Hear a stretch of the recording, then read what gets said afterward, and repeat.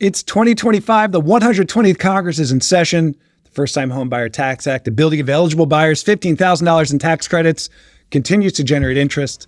Let's learn more.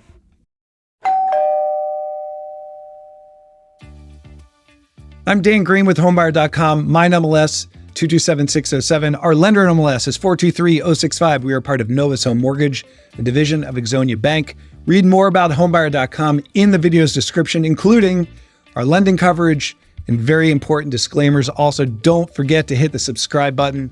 This channel is full of excellent homebuyer education, which is different, of course, from legal, tax, and financial advice, which you can better find somewhere else. I'm not a lawyer. This is a mortgage video. And when you're ready to check your eligibility to get your mortgage pre-approved, you can do that online in about 3 minutes for eligible buyers at homebuyer.com/fast.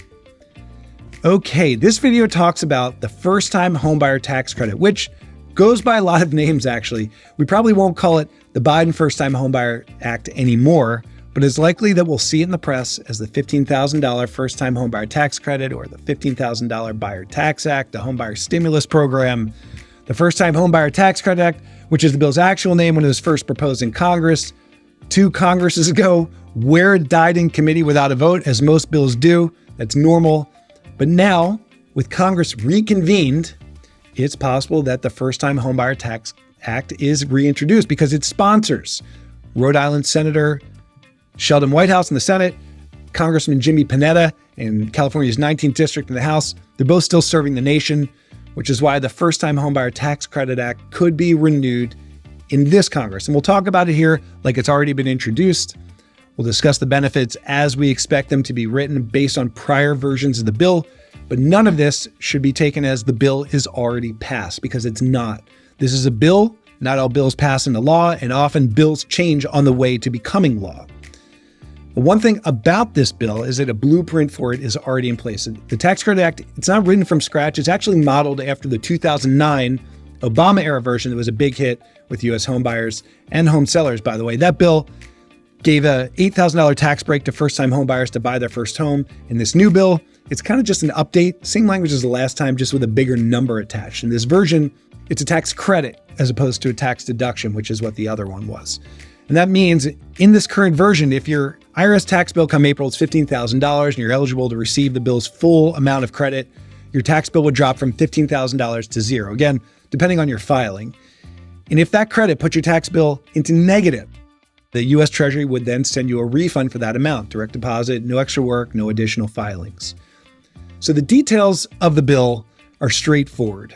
To qualify, you must be a first-time home buyer, buying a home as your main residence, and also you must earn an income that's no more than 60% higher than the median household income for where you live in that area. And so that means if the area median income where you live is $100,000, your eligibility would cap at $160,000.